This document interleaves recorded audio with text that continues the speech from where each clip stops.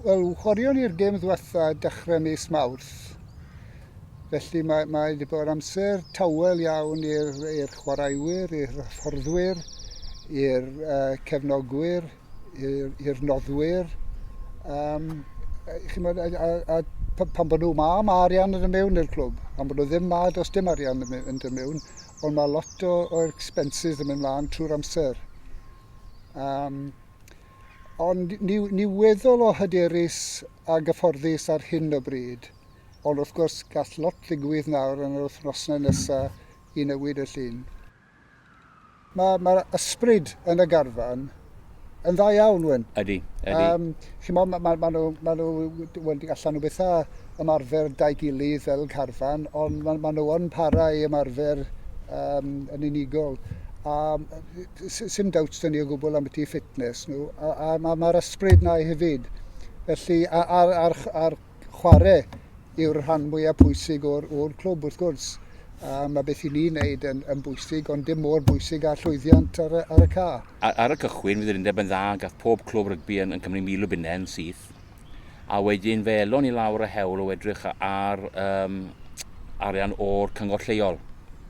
Ond yn anffodus, y ffordd ni'n cael yn rate relief, o'n i ddim yn awyddus i cael hynny. So fi yn llwyddiannus elon i'r Watch Assembly, a fe gaelon ni grant o 10,000 o bunnau fyny, a mae hwnnw'n tipyn o help, cos fel mae Brian yn crybwyll gynnau, mae dal i fod costau gyda ni fisol ar y ceie, ar y rent, ar yr adeilad tu ôl ni fan hyn, os bod ni'n oed insurance a teip na o beth. So mae costau fisol yn dal i mynd mas gyda ni. Wedi torri nôl gymaint allwn ni.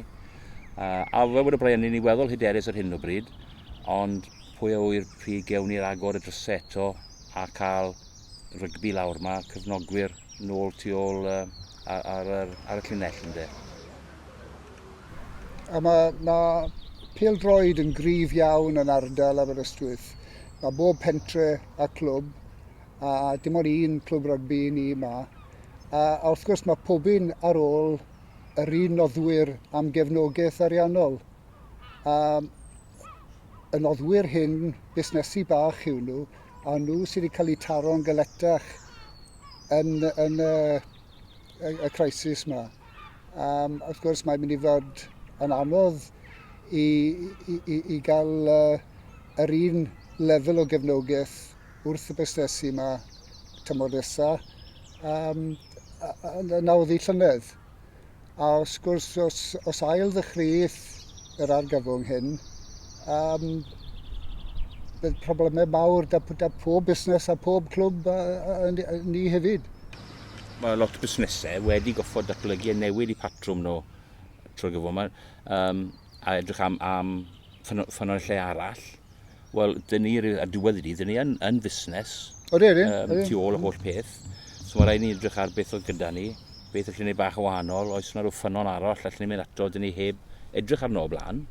So, ti'n llygad y le, Brian, mae rhaid ni bod yn positif. A edrych ar mae hwnna wedi digwydd. Edrych mlaen, symud mlaen.